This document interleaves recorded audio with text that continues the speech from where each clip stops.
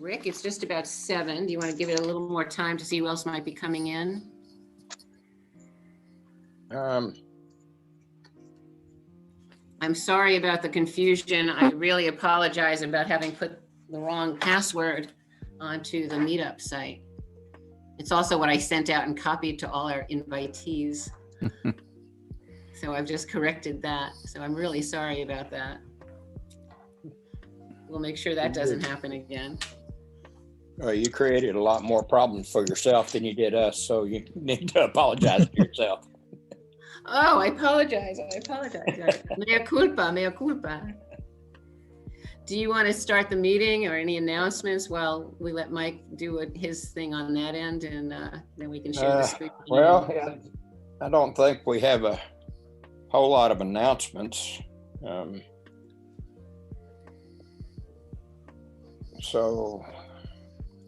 I'll just say then that next month's speaker, who we will have the right password for, is Molly Newgard, who is the director of the Blue Sky Gallery up in Portland. And that is a gallery that is dedicated to photography, as opposed to, an art gallery that happens to have some photography. They also do a lot of events online. So I would recommend, if you haven't, go to their site. They do, I've been going to some of their talks where that are being coordinated by a woman who's into literature, and what she's doing is poetry and photography and putting together poetry that relates to the photography. It's been interesting. They also have artist talks and various other things. They have something coming up, I think tomorrow, but I forget exactly what it is, but it's Blue Sky Gallery. And they run these activities usually from 5 to 6 on a Thursday evening or afternoon. So Molly will be our guest next month with the right password. I think it's already got the right password for next month. Right password. I'm just telling myself, right password. Okay. All right, then we're going to turn this over to Mike. Well, unless anybody else has got, Max, have you got anything coming up? No, we had a good shoot on Saturday, and those photos are coming up on the photo sharing website on Facebook, and we'll be scheduling something else before long. If anyone else has events that they want to schedule, they're welcome to go forward with that. And then you have to press share.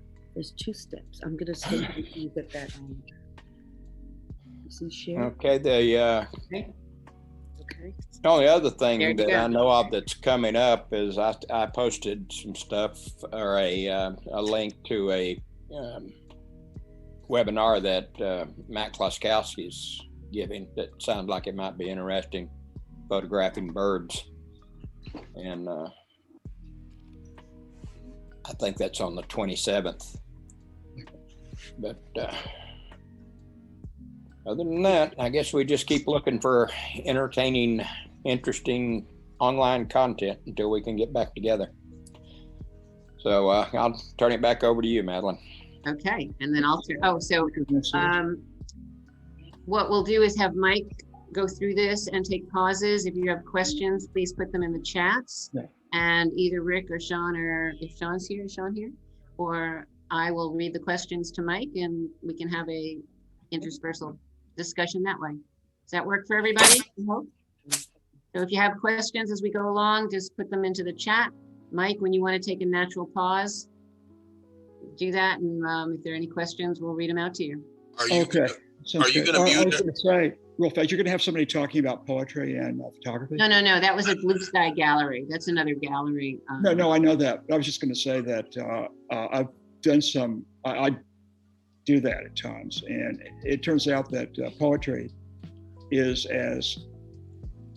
can be as elusive and as malleable as photographs can be. And they go really well together sometimes if you do it right. So I use, T.S. Eliot sometimes and whatever. And if you find the right words from him or from Rodigan or somebody like that, they can play off each other really well, because theoretically you don't want photography to become so defined that somebody can't come to it and redefine it, at least to some extent. And poetry kind of works the same way. As it does. So we're now going to turn this event over to you, Mike. And Are you going to mute everybody except for the speakers? I can. Sometimes we get a lot of back Okay, noise. If you there's got to be a way to mute all, and then Mike, you will unmute yourself. Am I All participants to unmute. Yeah, so everyone's going to get muted, and then Mike, just unmute yourself. Oh, okay.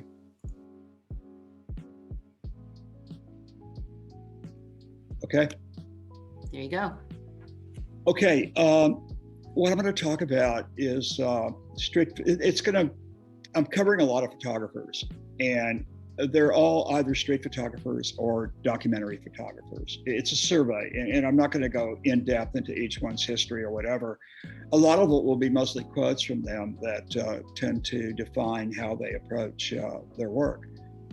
These are just some of the people just on the cover: Arbus, Lange, Fink, and these will all be in the discussion. Second. So photography comes from the Greek meaning drawing with light. I'm not going to go through this whole thing that Salkowski was the curator of photography for MoMA for a long time. He made the careers of a lot of the photographers that we talk about. But you guys might want to do a screenshot of this because this is his interpretation of what photography is about. Okay, I'm going to do a little bit about the history, but I'm not going to get into the in-depth part of it. So street and, well, in this nature, going back to the 1800s, documentary photography is a product of both the advances in the camera, the invention of the camera, advances in film, changes in perception, a lot of different things that come into play. So all the way through the history of photography, of street photography and photojournalism, those things, better and better cameras that are more flexible, like the Leica, you can carry a lot easier than the cameras they used in the 1850s. Film that was 36 exposure at one time, one exposure, and now is infinitely exposures when you're using digital. All those things play into the history of photography. So Niepce is the person who we understand invented the camera. The story is that, and who knows if it's true or not, is that he wanted to draw, he couldn't draw, so he got a camera obscura to help him draw, and he couldn't draw then. And so he created something that was light sensitive that took days to expose, and he got a photograph. Whether that's true or not, it makes for a great story. Talbert produced the first durable negatives, like Daguerre, you all know the daguerreotype.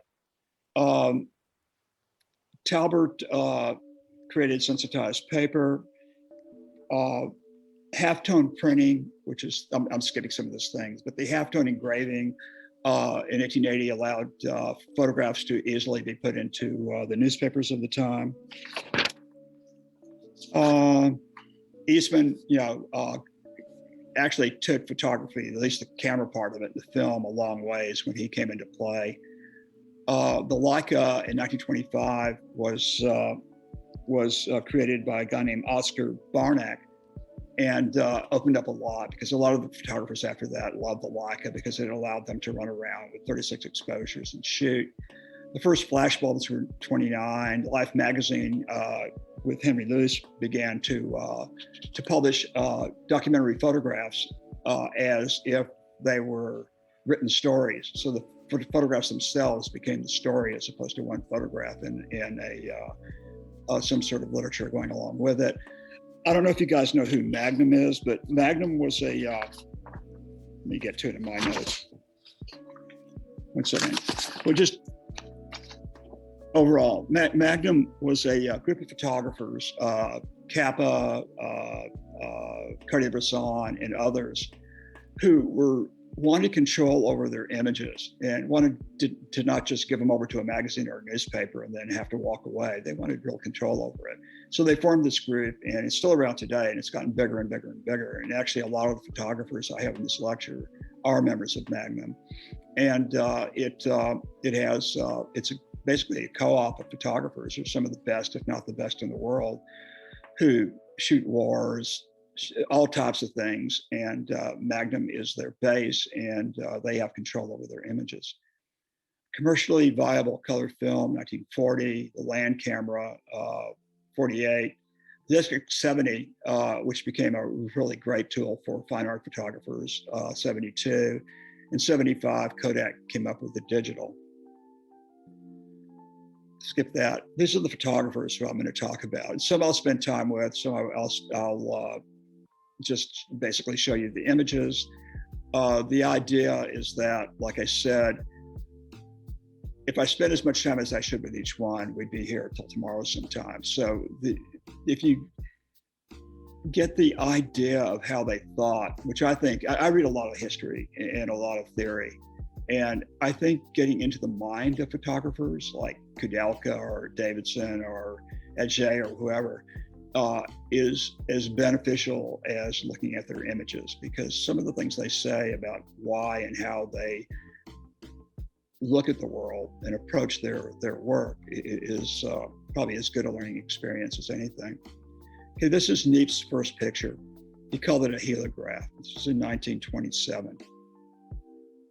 This is Roger Fenton. Fenton was a first, at least he's considered the first war photographer. He was shooting the Crimean War, and he didn't have the flexibility that they do today, obviously. The cart wagon on the bottom on the left carry his equipment for developing plates for his camera and the whole bit. He said photography is a fine art. This is really interesting because there was in the beginning, and it's still true today to an extent, but not as much so, where photography was seen as a second sister to painting, to fine art. Obviously, Steichen and Stieglitz and all those guys began to move past that and had reasons for moving past that. But one of the things that was happening then is that their reference was painting. There weren't a lot of photographers running around showing their work. So Fenton essentially said, photography of fine art, exclaimed a well-known painter, why it's entirely dependent on camera and chemicals. In a like manner, rejoined Fenton, as the painter is dependent on pencils, colors, and canvas, which is, I think, a great retort. Alexander Gardner photographed the Civil War. He didn't have a lot of flexibility. So this picture, the story is that he moved a dead body over there to make it work because he, couldn't run around and do what you can do today, what Cap and those guys can do today. Verbal representation of such places or scenes may or may not have the merit, accuracy, but photographic presentments of them will be accepted by posterity with an undoubting faith. And that's an interesting statement, because then photographs were seen as an end in themselves, totally truthful. The reality is that there's a lot of flexibility in that statement, whether you're a documentary photographer or a street photographer. Photographs don't always tell the truth, but back then that idea existed. Eggleston photographed Paris with a large wooden bellows camera, and he was considered a pioneer of documentary photography, even though most of the images were of buildings, although he did shoot people at times, photograph people at times. He was considered by Man Ray to be somebody who represented surrealistic photography because of images like the image on the bottom right. While stop action images of people are bound to figure prominently in many collections of street photography, some also contain many pictures in which there are no people at all. The most salient example are to be found in the works of Eugene Eggleston. Yet even he was, through implication and inference, trying to show us life on the streets. And one of the things about both the street photography and photojournalism is that they're both looking at context, and the context is equal as important sometimes, in fact always, as the image that they're capturing. So if it's a person walking on a street, the street itself becomes just as important as the person walking on the street, as well as the shadows and all of that. Flip over to one thing. Give me 1 second.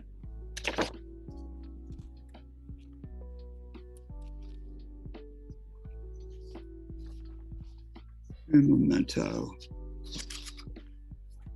So essentially, well, street photography, I'm sort of backing up for a second. Well, street photography and photojournalism, documentary photography, are in certain respects exactly the same in the way you fill the frame and the way you approach the context and all of that. I mean, the difference, and there are a lot of differences and a lot of comparisons, and I'm not going to go through all of them, but the major difference is that obviously journalism, documentary, wants to tell a true story and interpret it the way it should be interpreted so people understand exactly what's happening.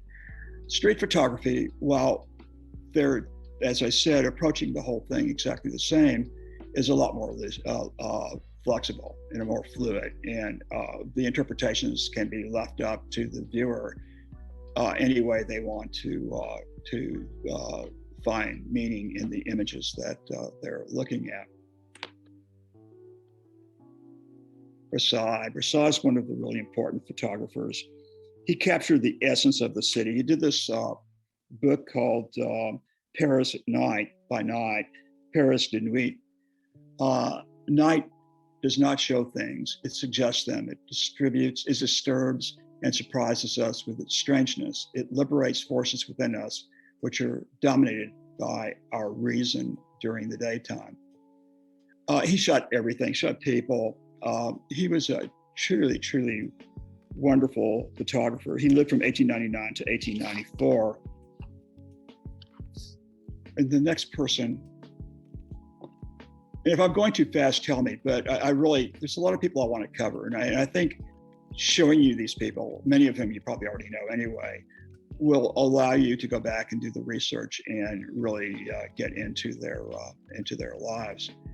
Andre Cortez, he was around the same time as the Leica, and he fell in love with the Leica because he really wanted to make images. You know, the technical part of it, developing film and making prints, wasn't as important to him as making images. And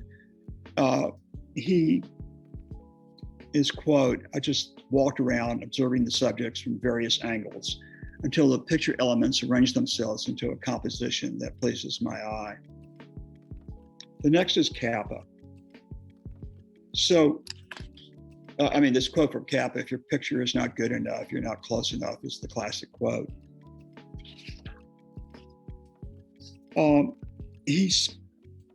There's a book that actually is really worth reading if you really want to learn a lot about how Kappa thought. It's called Slightly Out of Focus. He wrote it in the late 40s, and what it is basically a diary or an autobiography of his time in Spain during that war and during the First World War, because he traveled from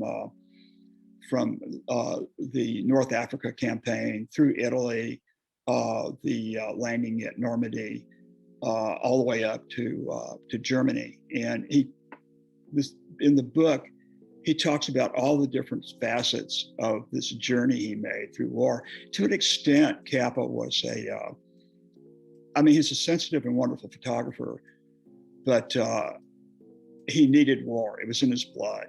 And he just really couldn't survive without being out in the field with the soldiers and understanding and photographing what they were doing. So, sorry. The photograph, if I do this, you can see the marker, can't you? Can you guys? Okay, so this is that famous photograph of the soldier in Spain, the part of the rebellion getting shot. And there's always been a lot of debate about whether it was something that really didn't happen and you just had the guy pretend or whatever. The reality is that he really was shot. Presumably what happened is that Kappa, bullets were flying all over the place, and a lot of the revolutionary soldiers were getting killed. And Kappa took his camera and just sort of stuck it over the trench and took the picture. And the story is that later on, one of his relatives, the guy who was shot, confirmed that he had been killed. This is Kappa over here. So the picture here, which is probably one of the most famous pictures that he took, that and the one above it, is part of what was called the Magnificent 11. And what happened is he landed with the troops at Normandy, at Omaha Beach. And he was in the water, bullets were flying all over. He was trying to keep from getting killed at the same time. And so there were a lot of things that affected the focus of what he was photographing. But the thing that really affected it was that when the film was being developed, the person back in England who was doing the work cut off the ventilation, and the film was basically melted, and only 11 images survived, and they're called the Magnificent 11. Capa was also a member of Magnum. Like I said, he was one of the people who started Magnum. So Robert Capa was pretty much an eye-level photographer. Although Capa was limited in his technical artistic range, he still had the incredible ability to capture the decisive moment, the record of raw emotion that found its way into his images. He knew Steinbeck really well because they did a project in Russia. And Steinbeck said Capa knew what to look for and what to do when he found it. He knew, for example, that you cannot photograph war because it's largely an emotion, but he did photograph that emotion by shooting it. And then Ernst Haas, who's a fine art photographer, whose work, if you don't know, you should check out, said Capa was trying to create a poetry of war, a tragic poetry. Capa wanted to state purely, I was there, and he wanted to do it without any composition, so that you would feel the reality of what was happening. Capa, after the war, it's obviously still shooting. He, at one point, helped run the group of photographers that he was working with, Magnum. And in the early 50s, like I said, he was a war junkie and he really wanted to get back out. So he went to Indochina and eventually stepped on the landmine. Another interesting thing about Capa is his name. His original name was Andre Friedman. And there was a woman named Greta, and I'm not sure how you pronounce it, it's Pohoryle, who was his girlfriend, who was actually killed in Spain. And they changed their names. He became Robert Capa and she became Gerda Terra. And part of it was actually for business reasons, because they pretended they were American and that they were these great photographers, which they were. Both of them were. His girlfriend was a wonderful photographer. And like I said, she was killed in Spain. Gordon Parks was an African-American photographer, 1912 to 2006. He has a great quote that kind of defines what this was all about for him. He was born in poverty and segregation in Kansas, and he was drawn to photography as a young man. But what he said, and he was an activist, he worked on movies, made movies, he wrote, he did lots of things. I picked up a camera because it was my choice of weapons against what I hated most about the universe: racism, intolerance, poverty. I could have just as easily picked up a knife or a gun like many of my friends did, most of whom were murdered or put in prison, but I chose not to go that way. I felt that I could somehow subdue those evils by doing something beautiful that people recognized me by, and thus make a whole different life for myself, which has proven to be so. Okay, the next person. If I'm going too fast in terms of looking at the photographs, The Invisible Man was a book that was written by Ellis, who was one of his friends, and he did a photo version of it, and it was about an African-American man who was basically invisible to the white society around him. This is the cover of the book, and he had an actor perform the role, and this is one of the photographs from the book. Walker Evans. I mean, you all know who Walker Evans is, I'm sure. Evans was really interesting. He worked for the RA, the Resettlement Administration, and he ended up going to the South with James Agee. And Agee was a writer, poet, screenwriter, whatever. He was amazing. they did a book together called I Now Praise Famous Men, or Let Us Now Praise Famous Men, which if you haven't read, you should see. And the first part of the book are Walker Evans' photographs of these families that lived in tenement farms in the South. And A.G. wrote the words for it. And it's just a totally wonderful book. Evans eventually photographed subways, which is what this is. He was also, to me, one of the hardest things to do in photography is to photograph families, like the picture up in the upper left-hand corner. I mean, shooting groups of people on the street, I mean, it's a matter of waiting and having the discipline and the eye to catch them as they form patterns against whatever context there is. But when you have a family that you're trying to show and show how they relate, that's difficult. And Evans was one of those photographers who was extremely good at doing that. It is as though there is a wonderful secret in a certain place and I can capture it, which really makes sense in terms of what Evans was doing. Dorothea Lange, she was working with the Depression era Farm Security Administration, which was led by Royce Stryker. She had a real sensitivity to the people that she was photographing, and she had a way of making them feel comfortable. If you look at the image up on the left, the image on the right, obviously at the top, is the classic Dorothea Lange image. The image on the left are the pictures that she made as she was working her way up to the final image, which became iconic. I think that one of the things when they were shooting film, when people were shooting film, that was always fun to look at were the contact sheets that had the iconic photograph on it, because you could see how a photographer worked toward that one image that everybody, remembered in museums or whatever.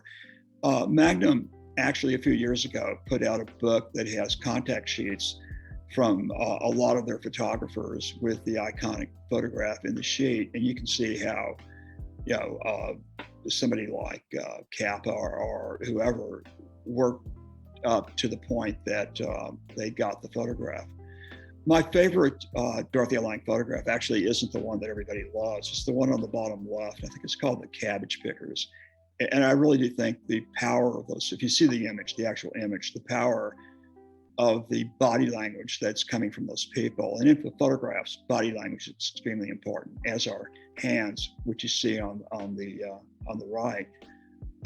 In portrait photography, I mean, people think about faces, but the reality is in portrait photography, body language and hand placement is about as important as it gets. Penn was really good at that. August Sander, who was a German photographer who in the 30s and 30s and 20s, went around Germany trying to photograph all the different types of people. And he was amazing at having somebody standing in a field, twisting their hand a tad bit, and the twist of the body and defining the person almost through all of that without even seeing the face. The destiny of a photographer is bound up with the destinies of a machine. The photographer must prove that he has the passion and humanity with which to endow the machine. And I think that's really a great comment about photography, because a lot of people can pick up the machine, whether it's digital or film or whatever. Very few can make it produce images that are, classical. Mary Ellen Mark, another journalist who traveled around the country. There's an interesting thing about her. She went to India. She shot in a lot of different parts of the world. And on her trip in 1968, or actually 1980 and 81, she went to Bombay and photographed Mother Teresa, and at the same time was photographing prostitutes in Bombay. And she sort of got around. The girl that you see up in the upper right-hand corner was part of a series that she did in Seattle on street kids. You have to be able to understand very quickly the framework of every situation you find yourself in and be able to take command in order to get the picture that you want. And what a lot of these people do, from Mark to Walker Evans to whoever, they do spend time. They don't just run in, take a picture and run away. They spend a lot of time getting to know the community, getting to know the people, getting accepted. Evans, when he was in the South with AG, didn't just walk into a tenement farmer's house and start taking pictures. He would have dinner with them, hang out with them, get to know them, almost become part of the family, so that they were relaxed and comfortable when he was taking pictures. So she did exactly the same thing. The next person is W. Gene Smith. Now, he's a really interesting guy. The book on the right is a book that he did of a project that he did in Pennsylvania, in Pittsburgh. He was a war photographer. He shot a photograph up in the upper left-hand corner in a small fishing village in Japan, where the people were being poisoned by mercury poisoning from a plant that was close to the village. He was really sensitive to the human drama. What's interesting about him is that while a lot of the other photographers, including Cartier-Bresson, which we'll get to, really was just into taking pictures and didn't, I mean, they all knew how to print, obviously, but really weren't that interested. They let other people do their printing. Eugene Smith drove every magazine editor that he worked with totally crazy because he wanted total control. And what he would do, I mean, to him, the negative wasn't an end in itself. I mean, even if you printed straight off the negative was just a start. He would dodge, burn, use potassium ferrocyanide to bring things out. So these faces are light because he came back with probably a triple-aught paintbrush and used potassium ferrocyanide, which is a bleach, to bring them out. He wanted total control so that the image would go beyond just being a straight image of what he saw, but really interpreted his feelings about what he saw. And he was a wonder at that. It's another thing about him. I'm going to read. Well, first of all, he thought that Bresson came up with the idea of the decisive moment, and there are all these rules, and I'm going to talk about some of them later in photography. The rule of thirds, the rule of odds. There's all types of rules. There are plenty of photographers who really felt that those rules were limiting and pretty much threw them away and just did everything intuitively. And he was one of those people who did that. It wasn't so much he was breaking the rules. And I know people talk about breaking the rules. They really didn't break the rules. It was just the way they saw was outside the box, and it worked for them. They never thought that, I'm not going to use the rule of thirds because I'm going to break a rule. It's just that things happen. Like a pianist who has perfect pitch, they had a perfect sense of composition and of the idea of what they wanted to put in the frame and how to fill the frame. And the interesting thing about the frame, and it's really interesting, especially for somebody who's shooting wars, or even something like this at the bottom where we're talking about a doctor who he followed and photographed. There's the frame which he filled and they all wanted to fill. And then there's the things happening outside the frame. And so if you move the camera over, 3 or 4 inches, it's a completely different photograph. And so another thing that happens is that, and one of the photographers I'm going to talk about, we'll get into it, but a lot of these guys liked using the Leica, partly because it was a great camera, obviously, but partly because the single lens reflex forced you to look through an eyepiece, and you were limited in terms of what you could see by that rectangle or square if you're shooting a Hasselblad. With the Leica, it's a rangefinder, and you're basically seeing everything happening all the way through on both sides of the camera, the top, the bottom, everything. And so when you're plucking something out of reality and stuffing it into that little frame, you really understand exactly what you're plucking out of reality. And it's not just waiting for the thing to happen. It's having an apprehension and having an understanding of it happening and being able to intelligently pull it out of the real world as opposed to getting lucky. So I'm going to go into one other thing with and this is an important part of Smith's work.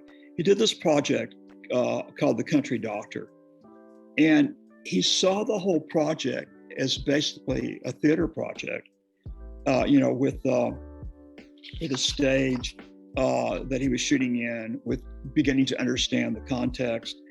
I bear in mind that I have an opener and a closer. Sometimes at the end of the day, I lay in bed and sketch the picture in my mind. When a good picture comes along, I shoot it, and later I may reshoot it. Smith refers to the work on Country Doctor like a playwright. His doctor is the hero of the drama as it unfolds through the different episodes. His opening and closing tableau have all the content of a play, single moments loaded with psychological detail and environmental descriptions that frame the play. The details of the doctor's action lend weight to the opening and closing portraits of the doctor. At the end of his life, he moved to New York in '57 into a loft in the Village. And it was an area where there were a lot of blues musicians, and he loved musicians, and he loved jazz and blues, mostly jazz. And his loft became a point where he recorded and photographed the musicians who would come and perform in his loft. And it was the way he essentially ended his life. The next person is Bresson. To take photographs means to recognize simultaneously and with a fraction of a second both the fact itself and the rigorous organization of visually perceived forms that give it meaning. It is putting one's head, one's eye, one's heart on the same axis. Obviously, everybody knows that Bresson came up with the idea of the decisive moment, this picture being the definitive picture, presumably, of the decisive moment. I think the decisive moment, is a wonderful way to look at how you decide when you're going to take a photograph. At the same token, I think it's totally misunderstood a lot because it's extremely fluid and it's not absolute. And theoretically, the guy's foot just off the water could be the decisive moment. In another context, the foot in the water could be the decisive moment. It really has a lot of subjectivity to it, much more so than most people realize. Bresson said, for me, the camera is a sketchbook, the master of the instant, which I, in visual terms, question and decide simultaneously. Cropping means death to the composition of the photograph. Composition must come intuitively, and he really, presumably, didn't crop his images. Helen Levitt is the next person. Helen Levitt is again, a photographer from New York, street photographer who photographed mostly kids in the 40s, 50s. She was a good friend of Walker Evans and Agee. And Agee wrote many of the descriptions of her work. This is one of the things that Agee said. He, the viewer, will realize how constantly the unimagined world is in its own terms an artist, and how deep and defied the creative intelligence must be to recognize, foresee, and make permanent its best moments. He also said, again about Agee, it is clear enough now to most people that the camera never lies. It is foolish saying, yet it is doubtful whether most people realize how extraordinarily slippery a liar the camera really is. The camera is just a machine which records with impressive and, as a rule, very cruel faithfulness, precisely what is in the eye, mind, spirit, and skill of its operator as he makes a record or she makes a record. And one of the things about Levitt, and we'll find other people who really made the break, is that obviously a lot of people at that point were shooting black and white, and Levitt was one of the people who early transitioned to color. Robert Frank. Okay, so when he did the Americans, and a lot of these photographs are from the Americans, although this is from his time in England, which if you haven't seen them, the photographs that he did in England are quite wonderful. The rest are from the Americans. He had a Guggenheim Fellowship, and he traveled around the country. He took 2,800 photos in 43 states, and 83 of them became part of his book. And the Americans was published in 1959. He was having trouble in the beginning getting it published in the United States, and he went to France, but eventually it was published in the States. He said, I have attempted to show a cross-section of the American population. My effort was to express it simply and without confusion, and the view is personal. In 1957, Frank voiced his disagreement with the proposition that photography was assumed to be understood by all, even children.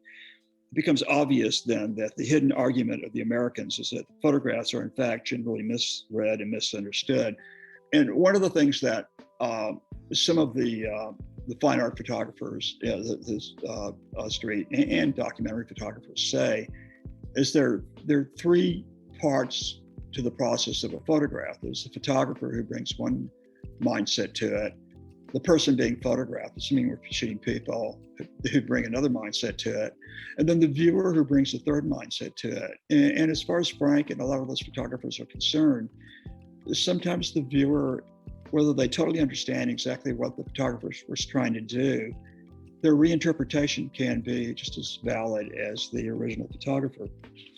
The last thing on Frank, he was a good friend of Jack Kerouac. And Kerouac wrote an intro to the Americans. And he said, anybody who doesn't like these pictures don't like poetry. See, anybody who don't like poetry, go home and see television shots of big-headed cowboys being tolerated by kind horses. Robert Frank, Swiss, unobtrusive, nice, that little camera that he raises and snaps with one hand, he sucks a sad poem right out of America onto film, taking rank among the poets of the world. To Robert Frank, I now give this message. You got eyes, Robert Kerouac, or Jack Kerouac, excuse me. Okay, the next photographer, am I going too fast for you guys? Okay, there are three photographers who are in a row here. Gary Winogrand, Lee Friedlander, and Diane Arbus. And the reason they're in a row is because Sarkowski at the Museum of Modern Art had a show, I think it was called the Documentaries or something like that.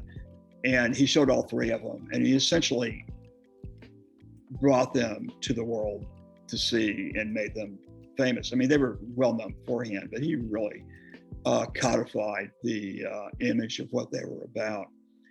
And they were all slightly different in their own way. Winogrand said, I photograph to find out what something will look like. Photograph. Basically, that is why I photograph in the simplest language. When he died, and he was a prolific photographer. I mean, he just took his camera and kept shooting and shooting. So this is what's amazing. When they looked at the work that he left, there was about 3,500 prints, 6,600 rolls of film, 2,500 rolls of exposed but undeveloped film, 4,100 processed but not reviewed, 45,000 colored transparencies, 22,000 contact sheets. In the beginning, I meant 35,000 images, nearly 800,000 images. And the people at MoMA went through those, and over the years, they've ended up in books and been sorted. A still photograph is the illusion of a literal description of how a camera saw a piece of time and space. Anything and all things are photographable. I like to think of photographing as a two-way act of respect. Sarkowski called him the central photographer of his generation because of his intricate observations of the social landscape and eloquent elaborations on the snapshot aesthetic. Before Winogrand, Frank actually, two things. First of all, he really defined the book form, not just putting photographs up on a wall or having a bunch of photographs, in a book that have no sense of a story. His idea for the Americans was a continuous story about America. The Japanese photographers, they're street photographers. The Japanese have some wonderful, wonderful street photographers, tend to like to put things in books, kind of like Frank, partly to have people spend time with them, and partly to create linear visions with them, as opposed to each photograph being an end in itself. Okay, so let's go to the next one. Lee Friedlander. So Friedlander, again, is part of that threesome. He's an American photographer known for his asymmetrical black and white pictures of America, social landscape, of everyday people, places, and things. The deliberate fragmentation and ambiguity of his competitions became Breedlander's trademark. He photographed the same cities, streets, and types of scenes over and over again, leading critics to draw comparisons to the turn of the century Parisian photographer Eugene Atget, who we talked about. So the major break, which I was talking about, Friedlander's major break in Winogrand and Arbus occurred in 1967 when John Tchaikovsky, the curator of the Museum of Modern Art in New York, included him, Winogrand, and Arbus in a groundbreaking exhibition, The New Documents. That exhibition acknowledged a new brand of documentary photography that celebrated the specific point of view of the photographer. Tchaikovsky stated, "Their aim has been not to reform life, but to know it. Their work betrays sympathy, almost affection, for the imperfections and the frailties of society. They like the real world in spite of its terrors, and as the source of all wonder and fascination and value." One of the things that probably in a way defines Friedlander is he had this statement, "I only wanted Uncle Vern standing by his new car, a Hudson, on a clear day as a photograph. I got him in the car. I also got a bit of Aunt Mary's laundry, and Bojack the dog next to the fence, and a row of potted begonias on the porch, and 78 trees, and a million pebbles in the driveway. It's a generous medium photography." And that's the way he thought. I mean, it was all context. Everything had a place, had a meaning, and it all had to be there. If you took anything out, then the photograph wasn't complete. Diane Arbus. So if you look at the contact sheet, I don't know if you can see it very well, it's what I was talking about. So the picture on the right of the kid with the grenade, and I think it was Washington Square, it might have been Central Park, but I think it was Washington Square, is in the contact sheet. There are 12 images because she's shooting a Rolly, which is 120 film, which in this case has only 12 images, 12 exposures on the negatives. So Arbus, actually, for those who don't know, was married to Alan Arbus, who was on MASH. During her wanderings around the city, she originally was a fashion photographer, and then she really broke away from that and worked with Lisette Modell. And Lisette Modell was another really wonderful photographer who actually became a mentor to a lot of the people that we read about. During her wanderings around New York City, Arbus began to pursue taking photographs of people she found. She visited city hotels, public parks, a morgue, and other various locations. These photographs proved to be a springboard for future work. And you can see these are all squares because she's shooting the Rolly. And this is just a sampling of her work. But like I said, the contact sheet, which you can see online, you just say "Kid in Central Park" by Arbus, or in Washington Square by Arbus, and the contact sheet will come up. And it's a really good thing to look at with the photograph. She said a couple of things that are really kind of fun. She said, "Taking pictures is like tiptoeing into the kitchen late at night and stealing Oreo cookies, and that a photograph is a secret about a secret. The more it tells, the less you know." The sad thing is that in 1971, she committed suicide. Joseph Kudelka is from the Czech Republic. He's a member of Magnum. The stories about, I had a friend who actually printed at Magnum and in New York, and used to tell me these stories about what was happening there.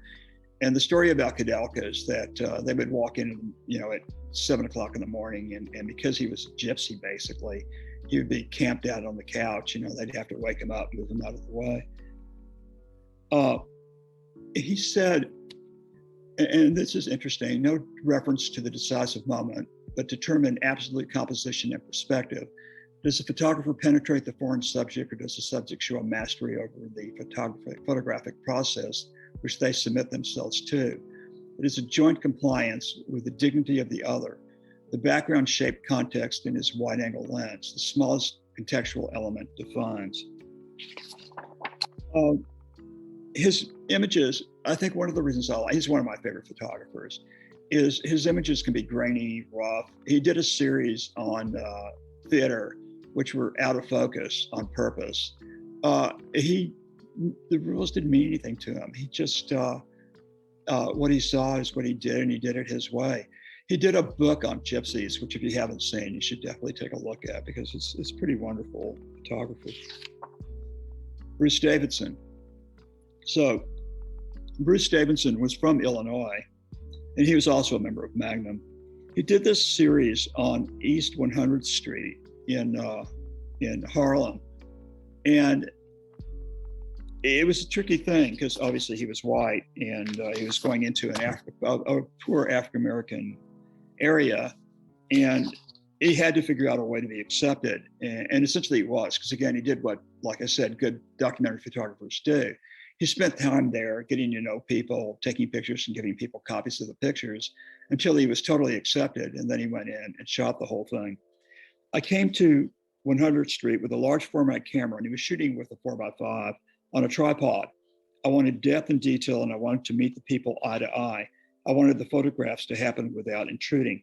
Another thing, one of the things they say about street photography is you have to disappear, and the person that you're photographing, or the people, shouldn't be aware of you being there. And the reality is it works both ways. Some photographers want to be seen, and they like the reaction of the people if they see them. And other photographers want to disappear.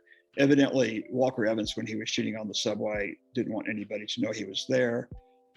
Davidson, on the other hand, really didn't care, because they could become part of the whole illusion, especially if they were aware of what he was doing.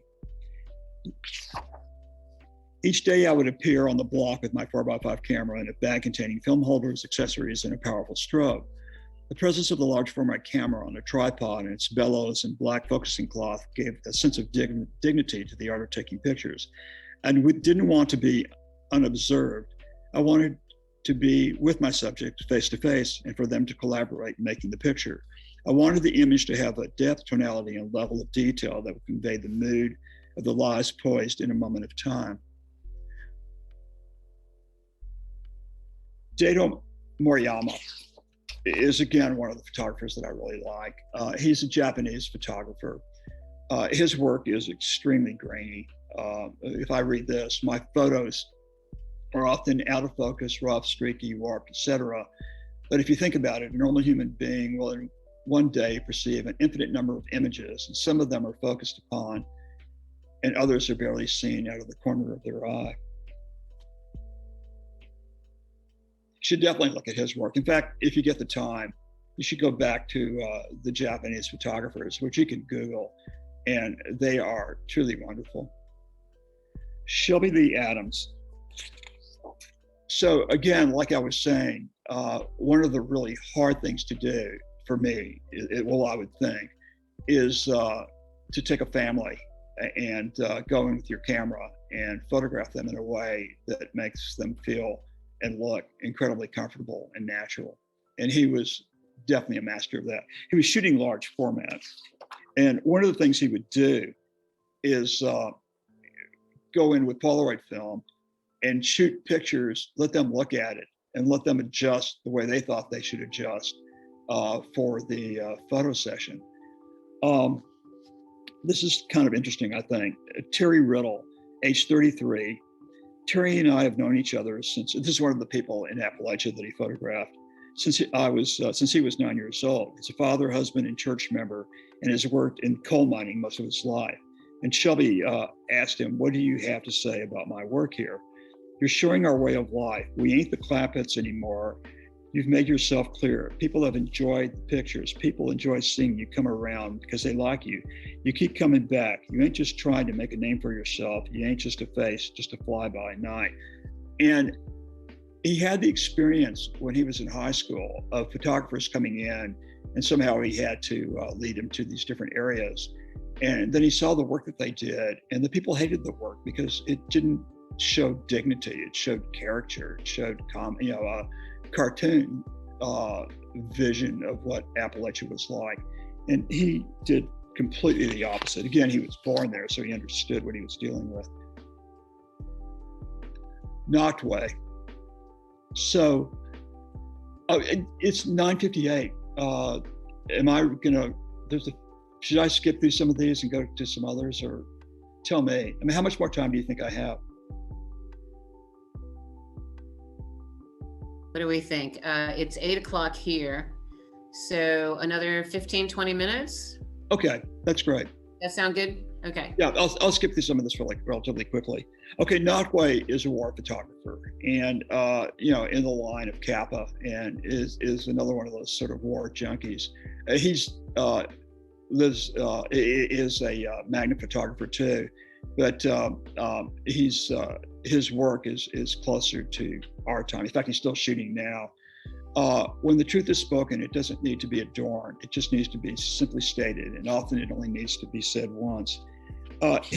The reason he became a photographer was pretty much because he wanted to be able to tell people what was really happening out there in the battlefields or in some of the poor areas of the world. And he really felt very deeply, and a lot of these people really did. Most of these photographers that I'm showing you weren't voyeurs. They were out to really show people and let people feel empathy for the people that they were photographing. Another thing in terms of framing, and you can see on this picture, I mean, this is people who've been killed in Africa, but this out of focus group of people makes the image work because this defines it. This is obviously, so you can always see dead people. It's not that hard, but finding this context where you can see that it's a real world. It's not just a couple of corpses lying there. And here where he's cut off the head, everything doesn't have to be, every part of the human body in an image doesn't have to be shown. You can cut off heads, you can do whatever, if it's on purpose and not just a mistake. William Klein. William Klein's another one of those photographers who broke all the rules. Klein was one of the most rebellious street photographers in the course of history. He went against all of the traditions of photography, such as composition, used wide-angle lenses, blurred his photographs at times, getting up close and personal, interacting with the subjects, creating grainy and high contrast images, and far more. New York is a book that he put out with his images early on. He was also a fashion photographer, and these are some of the things that he was shooting. So he shot his fashion photography like a street photographer. Alex Webb is another Magnum photographer.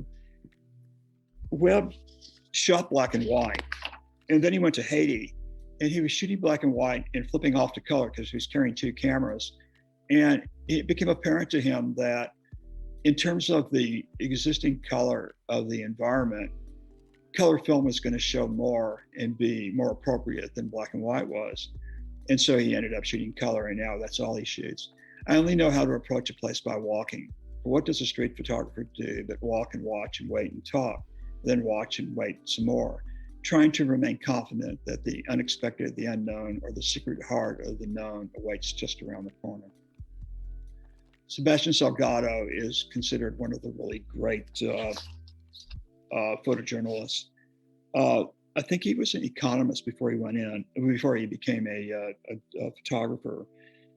He says that you should have, and this is really true too, you should have a good knowledge of history, of geopolitics, of sociology, anthropology to understand the society that we're a part of, and to understand yourself and where you're from in order to make choices. The lack of this knowledge will be much more limiting than any technical knowledge. I've always worked for a group of pictures to tell a story. If you ask which picture in the story I like the most, it is impossible for me to tell you this. I don't work for an individual picture. If I must select one for a client, it is very difficult for me. This is one of my favorite images. There's another thing about people like Salgado. Salgado is shown in a lot of museums, and his photographs, as a piece of art, beautiful. What he's photographing isn't so beautiful, but his work is gorgeous, and he's been criticized for that. But the reality is that is just how he sees and how he prints photographs, and it's not something he's trying to do to make it beautiful. It's just his eye works that way. Larry Burroughs. So Burroughs was one of the really great war photographers. The picture on the right is really an important picture. In October 1966, on a mud-splattered hill just south of the DMZ in Vietnam, Burroughs made a photograph.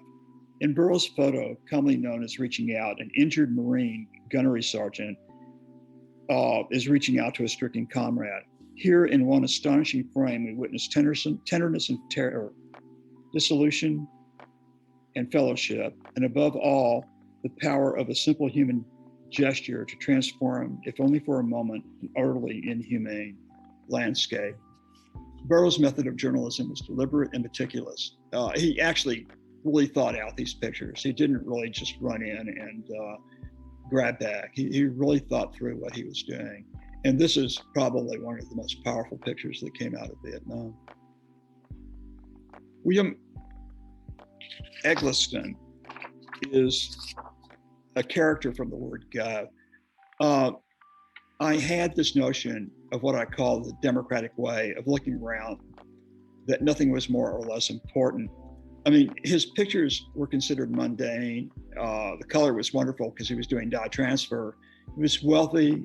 He had all the time in the world to shoot. And he really understood the South. I mean, he was like a Faulkner with a camera. There's a photographer named Edora Welty, who you guys should check out. She's a writer in photography. Noted in her introduction to Eggleston's book, The Democratic Forest, an Eggleston photograph might include old tires, Dr. Pepper machines, discarded air conditioners, vending machines, Coke bottles, torn posters, detour signs. She suggests that Eggleston sees the complexity and beauty of the mundane world. The extraordinary, compelling, honest, beautiful, and unsparing photographs all have to do with the quality of our lives in the ongoing world. They succeed in showing us the grain of the present, like the cross-section of a tree. They focus on the mundane world. The story is that Eggleston walked into MoMA with a box of photographs and somehow got a meeting with Tchaikovsky and opened up the box and got a show within the year. Joel Morowitz is another one of the colorists. I think these two comments right here probably explain him.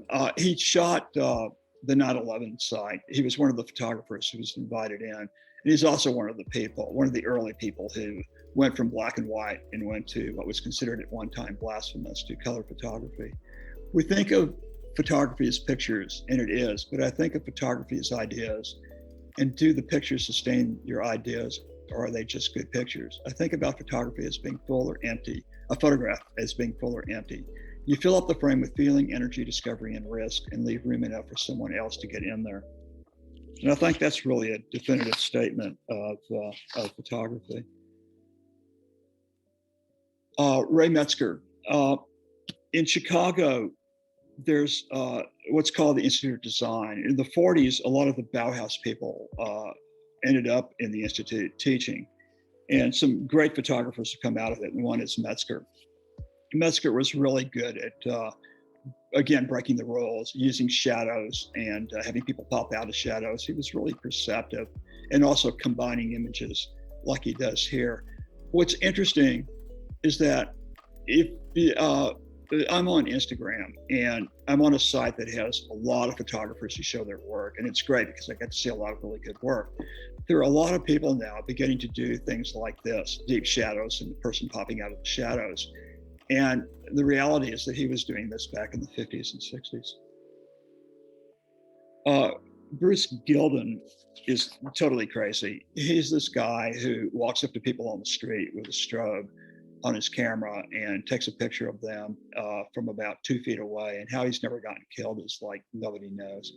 But his pictures are really intense, incredibly sharp, and very interesting. If you can smell the street by looking at the photo, it's a street photo. Artists have periods that they are strong when they do a lot of good work, and then they have other periods that they are totally devoid of good work. It's just natural. And one of the things that you do if you're not really, if things aren't working for you, I think, and what a lot of photographers say is just keep shooting and just keep shooting and shooting. And as I said once before, at another time, bad photos aren't necessarily an end in themselves. They can actually be the prelude to something that's really good because of little elements in them that might really work. Larry Fink was another one of the Magnum photographers. He lived in the Village and was influenced by Bresson, Frank, Smith, all the great photographers. He was very political.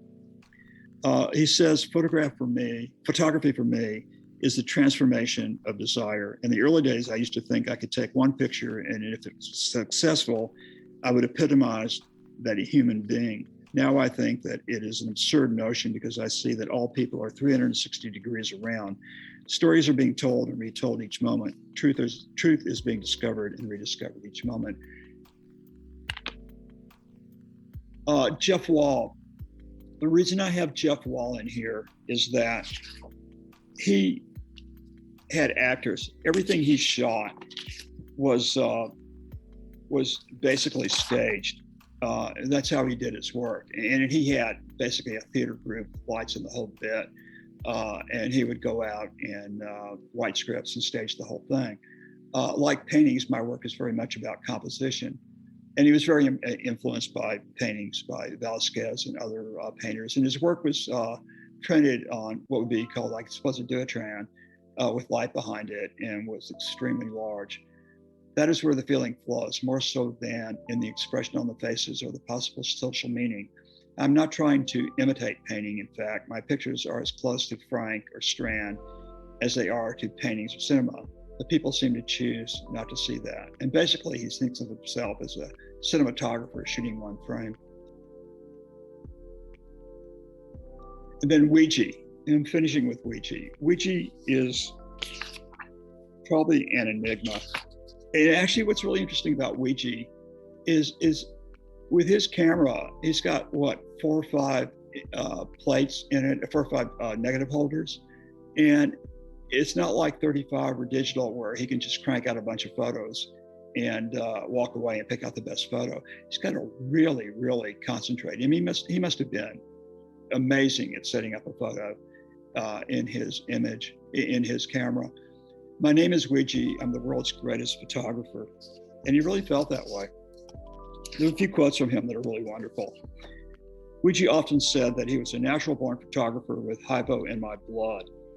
And this is what's really wonderful. If I had a picture of 2 handcuffed criminals being booked, I would cut the picture in half and get $5 for each. I had so many unsold murder pictures lying around my room, I felt as if I were renting out one wing of the city morgue. And to me, pictures are like blintzes. You got to get them while they're hot. I always love that from him. I'm going to skip that. Okay, this is a composite of several photographers, this and this. And the reason this is in here is these are all great photographers, and they all have completely different visions, from Lange to Larry Fink, who got up close at parties, to Arbus, to Winogrand, the Breedlander, Webb with his color, Adams, Metzger, and William Klein. And yet they all work. And that's, I guess, what makes it really wonderful is that they are all different. They're all influenced by people, by the same people at one point or another, but they've taken their own paths through photography. And the Bruce Gilden picture here shows you what it's like when he gets really close in with a slow shutter speed with a strobe. Frank, Eggleston with his really simple tricycle in the middle of an urban environment, Smith, which we saw before, and Morowitz. Okay, do I have about another 5 minutes? Okay, this is my own interpretation of the general fundamentals of street photography and probably any photography. So and I'm sure you guys know all of this, but I'll go through it. Formal geometry of art is the rule of thirds, the golden section, and the rule of odds. The type of camera and film, and you got to know your equipment, and that's actually really important. The good journalists know exactly how their equipment works, and there's no guesswork. The ASA ISO for depth of field and focusing, the types of art. And so it's like I said, it's good to look at different types of art. The people I kind of look at are Penn, Winogrand, Weston, and August Sander, but I also look at Egon Schiele, George Burroughs, because I photograph boxing at times, and his paintings of boxing are pretty wonderful, and Edward Hopper. Don't become full frame versus cropped. There's nothing wrong with shooting full frame, which means everything. It used to be full frame. Now full frame is a full frame camera. At one time, it was a filed out negative carrier. And when you printed, you'd have a little black line around it, sometimes clean, sometimes rough. And it would show that you're showing everything that was on the negative. That was a discipline that Bresson was into, and some people were into. But the thing is that cropping's no big deal either. I mean, if you look at Smith's work, he cropped all the time. See everything in the frame, from the center to the background to the edges and the outside of the frame, and that is important. You can train your eye. When I was teaching, I used to have all my students print full frame, not because I wanted them to do it for the rest of their lives, but I wanted them to learn to see every edge of that frame, and that taught them to do that. And after a month or so of doing that, then I didn't care what they did, but I wanted them to learn to see, because in the end, I think the one thing that is common in every photographer's philosophy is the eye. So fill the frame. Don't become married to your beliefs. Sorry. Embrace failure. And again, that's really a good statement, because you are going to have bad photographs. But a bad photograph isn't necessarily an end in itself. It could be a stepping stone to something that could be really wonderful. You have to learn the limits of the medium, and then learn to work on the edges of those boundaries. And that's Cortez. Don't stop too soon. Never leave home without your camera. Know the environment that you're taking pictures in, both human and physical. Strong street photography usually doesn't come easy. And that's a really important thing, that you can't just run out for 5 minutes and take pictures. You have to commit. Street photography or other types of photography that require speed, getting all the technical aspects out of the way is critical. Know that when you're shooting on the street, that the smallest detail in the background are what make the photograph great. At times pre-visualize. And I shoot a basketball league, an outdoor basketball league in New York during the summers when I get a chance. And because things are happening fast, and I have a pretty good idea of how the game works, I pre-focus and pre-visualize so that I'm prepared for something to happen, as opposed to just blindly shooting a bunch of pictures. Be in the flow of the moment. Don't overanalyze, feel the moment. Get feedback, and feedback is really important. Critiques are, like you guys have, are extremely important. Determine where to stand, and both that and the height of your camera. So if you're holding your camera high, it's one set of pictures. If you get close to the ground, it's another set. Look for the light, work on projects, and try something new. And then position is where everything happens from. Frederick Sommer is a poet, Zen photographer who's pretty wonderful. Philip Perkins talks about photography. It helps to realize that the frame is not a natural thing at all. It is imposition on vision.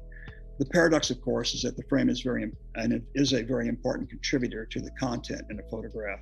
What is included, what is left out, and what is cut can be, and frequently is, the central meaning of a photograph.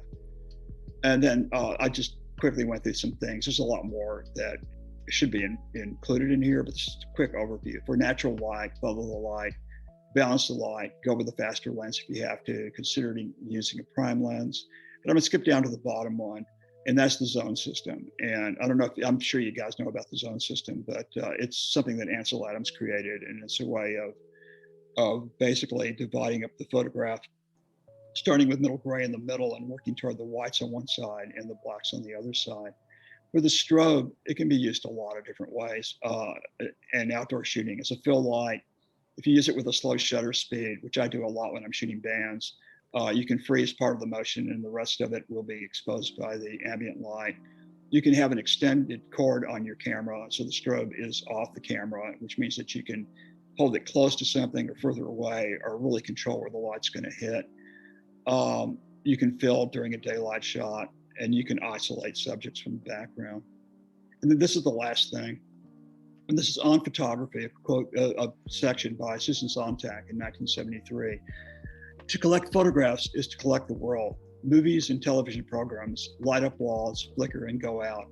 But with still photographs, the image is also an object, lightweight, cheap to produce, easy to carry about, accumulate, and store. In Goddard's Les Carabiners, I think that's the way you pronounce it, 1963, two sluggish lumpen peasants are lured into joining the king's army by the promise that they will be able to loot, kill, or do whatever they want to the enemy to get rich. But the suitcase of booty that Michael Ainge and Ulysses triumphantly bring back home years later to their wives turn out to be nothing but picture postcards, hundreds of them, of monuments, department stores, mammals, wonders of nature, methods of transportation, works of art, and other classified treasures from around the globe. Goddard's gag vividly parodies the equivocal magic of the photographic image. Photographs are perhaps the most mysterious of all objects that make up and thicken the environment we recognize as modern. Photographs really are experience captured, and the camera is the ideal arm of consciousness in its inquisitive mood. And that's any questions? I don't know if there are any questions. Anybody? I know my thoughts were several. One is, for me, it's really interesting to think about how the photographers thought. And, you know, their quotes I find really, really useful, just to think more deeply into what I'm thinking they thought, or of the how and the why of photography. So for me, that was really interesting. And the whole concept of truth-telling in photography is now no longer valid with what we do, you know, unless we're really loyal to it. But you can't look at a photograph and say now, oh, that must be the truth. That's a whole different concept because of what we do with processing. So there's another part of that too that goes way back, and that's that you take this frame and you put it around something happening in reality. You move that frame over 2 inches and it's a different something happening in reality. You move it up or down and you completely change what's happening in the picture. So truth is a fluid thing, even when they were shooting film. I mean, now obviously with Photoshop and all of that, it can become anything, but it's still a fluid thing. Are you seeing my friend? I tried to share screen. Are you seeing my screen now, folks? What are you seeing? Yeah, we see it. Yeah. Yeah, we can. This is some of Mike's work that I wanted to. This is Mike's Instagram page.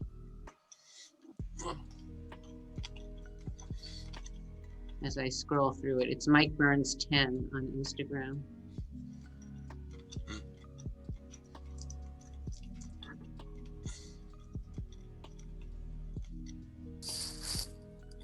And looking at it now, I can certainly see some of the influences. Oh yeah, I mean, definitely I've been influenced by affected your work. Yeah. I feel like I'm looking at a number of different photographers here. So you've done your work well, learning from each of them, I think. Yeah, at one point, when I was in grad school, I was getting a master's in urban design, but I was also getting a minor in photography, and I TA'd photography. And I taught 4x5, and I actually taught the Ansel Adams process, and we mixed from scratch some of the developers that he used. And so, and we read the, you know, we studied the zone system and all those things. So I think a paradox in any type of art, whether it's photography or painting or whatever, is that the technology, the techniques, you know, the things that Adams did, which were amazing to create a perfect picture, are really important to know. Art is that step beyond that. And even Adams photographs of nature, I mean, a lot of people shoot nature, but Adams are poetic. I mean, they just are because of the shadowing, because of how he dodged and burned and developed the film and developed the prints in the darkroom. He used something called Beer's developer, which is a 1 part pure hydroquinone and 1 part metol, and you can mix them together and go from a really contrasty developer. It's like having variable contrast filters in a print, and you know, to print on variable contrast paper, but doing it all with chemistry instead. So I do believe that at some point you can break away and do blurs or whatever, but before you get there, you really have to know how to do a perfect photograph. I'm just gonna, this is Jake, isn't it? Is that Jake? It is, yeah. We went through there a long time ago. Mhm. And then I think the most recent ones, most of the photographers who are here are more landscape than street. So you don't have, this is this your dune work recently? Yeah, the two on the left I just shot a couple of days ago. Those are in the Outer Banks, and I'm still working on some of the bugs in those. The one below is in New York. The one here is in New York. Okay. And this is interesting. I guess it was '93. I had a friend who was in a band, and I went to the, Clinton had just been elected, and they were having the big parties, parties all over the city of DC with all types of people going. And I got to go to the All-American, Indigenous American party, which was a whole bunch of different tribes.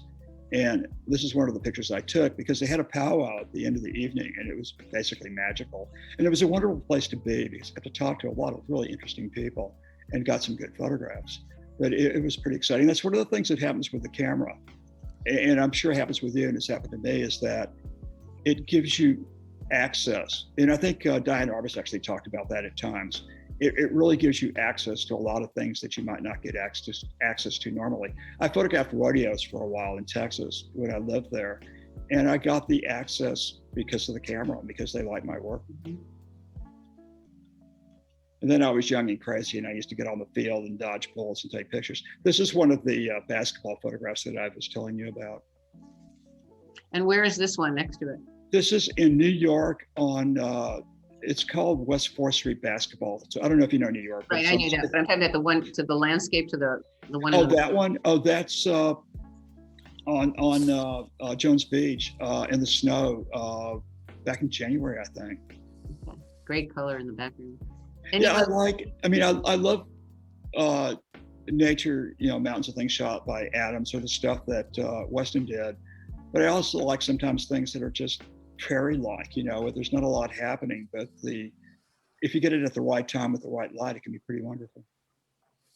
And I shoot the subway a lot. Rodeo. This is rodeo. This is when I was shooting a lot of rodeos.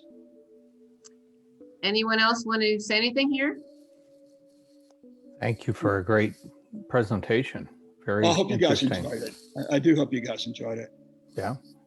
I'm going to send two things in the next week to Madeline.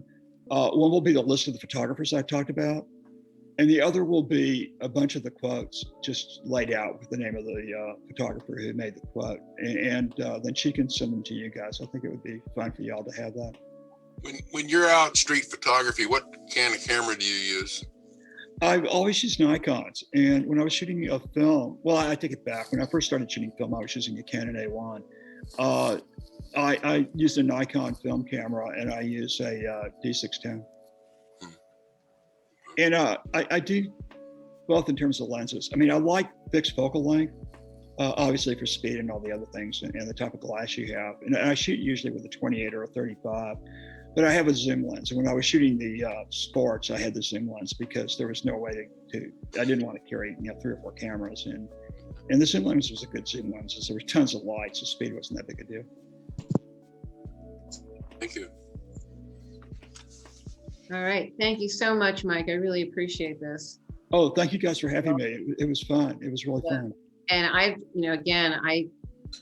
for me, the whole history of it and putting what I try to do into a context and hearing how other people think, and the idea of looking at the contact sheets and realizing, okay, these people, why am I beating myself up when I'm not getting a good shot or wait a minute, maybe I need to take 45 of those shots to get a good shot, and getting that back. It works both ways. It's good to concentrate on every shot and not just blindly shoot, but Correct. At the same time, it's good to shoot a lot. When I was shooting basketball, I shot boxing one night in New York at a Golden Gloves type thing in Soho.